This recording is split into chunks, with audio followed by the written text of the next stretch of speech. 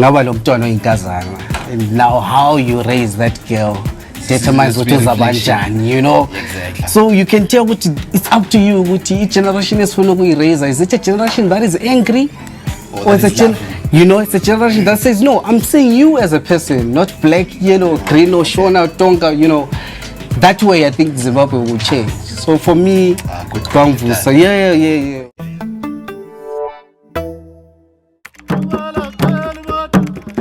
So on 6 November 2020, at 10 o'clock in the morning at Wange Kolari Hospital, I became a father. So being a father or being a parent is one of the natural joys of this world, knowing solely that you're now in charge for the survival of another human being. So the birth of Apile Mngobi Mahlangu, I regard as one of the best days of my life. Seeing this all come to a world that they are unfamiliar with, a world that's currently battling with the pandemic, a world that's on panic mode. But that didn't matter much to me, as holding Apile sent shivers running down my spine. So whilst at the hospital, the question came running through my mind. What am I going to teach Apile when life starts questioning him? How does it feel being a fatherhood, generally? It's the most greatest feeling ever. Because you realize what I've brought in a new life in the world and I've been responsible for that life. Also, the motivation of this story is predicated on parents within the 20-year, 30-year, and 40-year region, or age group. But I also know for 60s, 70s going up, they also might relate to this story. So in Ndebele, there's an important proverb, important life saying that says, actually two, Ndebele Ibuzwa Kwabaphambili and Inyathi Ibuzwa Kwabaphambili. So two proverbs within the same context, meaning the same thing, in that for life, you have to ask people with experiences before you. So, but I'll dwell more on the second proverb, Inyathi Ibuzwa Kwabaphambili. So if you look at Inyathi, which is a buffalo, the buffalo was chosen as the analogy of life. You look at buffalo in terms of all the animals within the wildlife. It was chosen because of its unpredictability. If you look at the buffalo in terms of its sheer size, so many things Inyathi yakudumela velunga was. So the buffalo now represents life. So for a better informed life in terms of advice, it is important for us to ask for people who've experienced the buffalo. So picture this, when you're sitting down, when you're old, when you're an elderly person now, when your children and grandchildren come asking for advice, what are you going to tell them? Personally, I think the first discussion that you can relate or you can tell them is the importance of identity.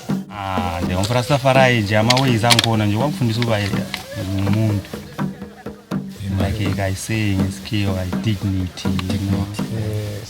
This and you who I'm holding. Spazazi mean myself. Ningai, where's the easy? Don't was anything. Ngafunu funda wena mankind.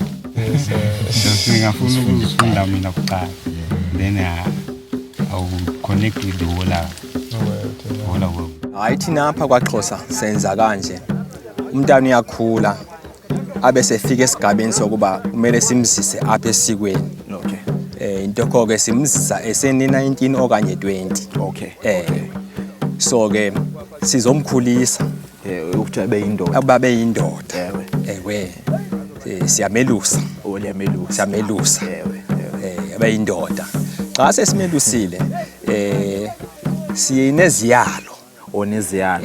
Wezokubuya yabona ngoku ubuyinkwenkwe ubusenzo bobukhwenkwe Kumele ubushiye apha. Ubukhwenkwe sebugqiba apha namhlanje. Namhlanje uzalwa kwakuchapha ukuba ube umuntu omtsha ube yindoda. Zithi nezenzo zakho ubuzenze ezesikhwenkweni eziya ziphelela apha namhlanje. Ewe. Siziyalo esizifakayo ke emntaneni xa sesamzisa apha.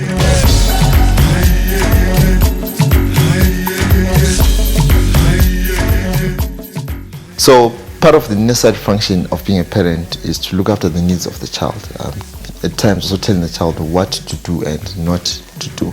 So parenting is something that we do not go to school to learn for, but we actually learn from experience. So now learning from experience thus makes us encounter the buffalo head on.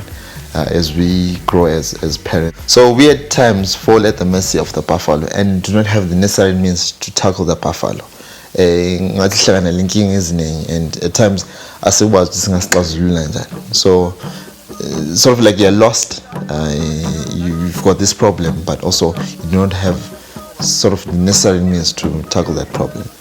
But fortunately now, with the buffalo analogy, our parents, our elders, since they've encountered the buffalo, have advices that we can draw from, have got life experiences that we can learn from. They've got ways in which we can tackle these problems that we are facing as young people. So one way or the other, everyone has to encounter the buffalo. We encounter the buffalo on a day-to-day basis.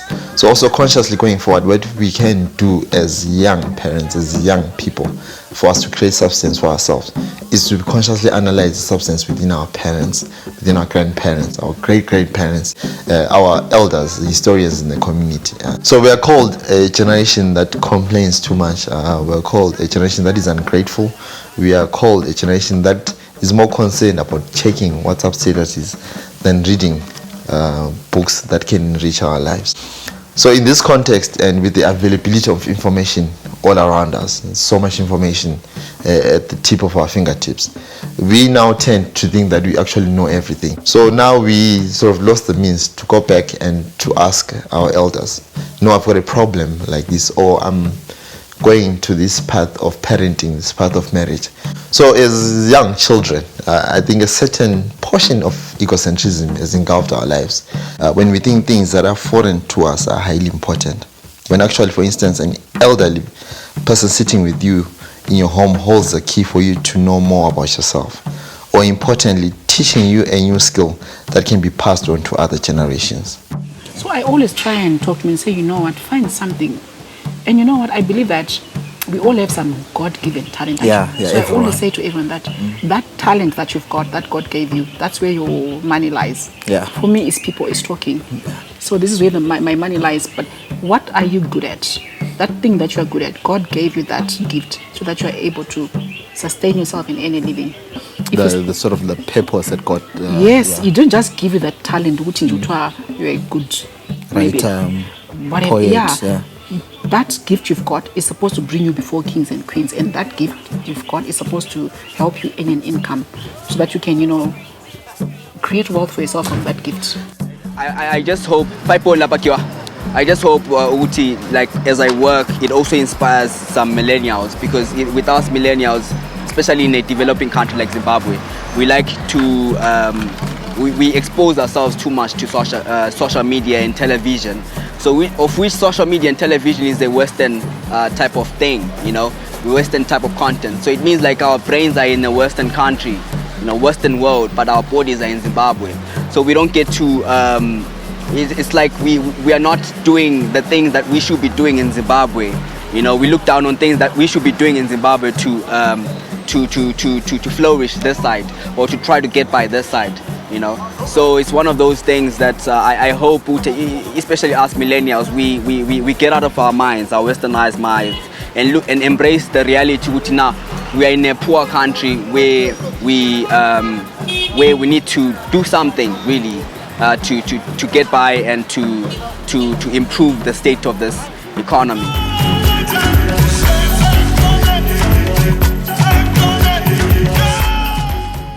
So based on my own opinion, I think it is important for us young people to ask and to sort of like research more and also get this information from our elders. This story was predicated on where I come from, but I understand wherever you might be watching this, there are parts of this story that you might also relate to. So now, question going forward, and also being able to teach our children, how do you now create substance for us in the present moment, so that substance can accumulate over time into value?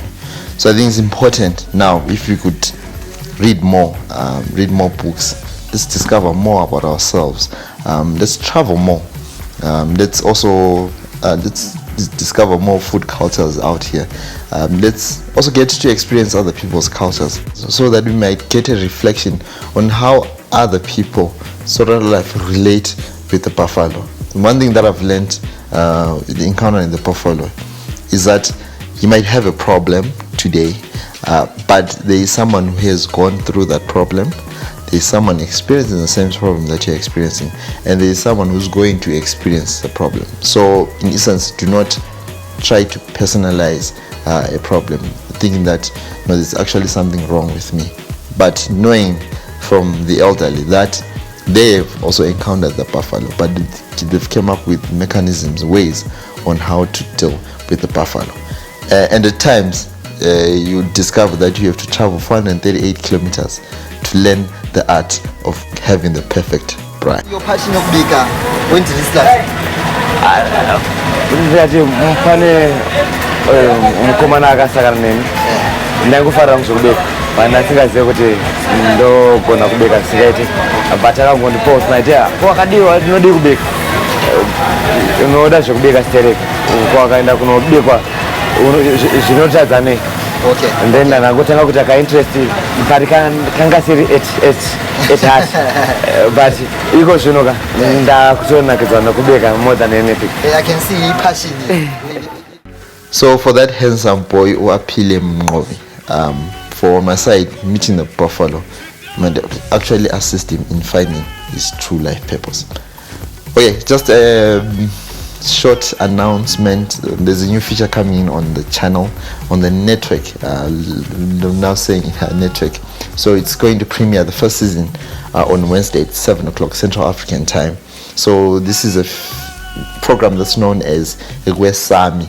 So it's just a combination of music and food. So first season we've got some entertaining acts. It's actually something that we've been planning for quite some time, but we got the opportunity now to sit down to shoot the episode. So expect that on Wednesday at 7 o'clock Central African time.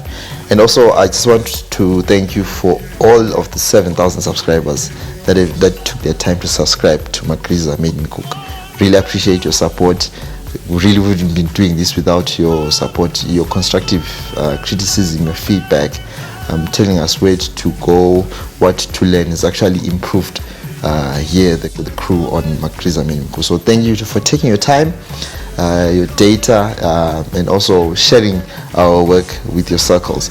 We really appreciate. Siyabonga kakhulu thatenda kuyaleboga enkosi. Thank you. Please keep supporting Makriza Made Me Cook. So I'll catch you on Wednesday, but also the Sunday episodes on Monday.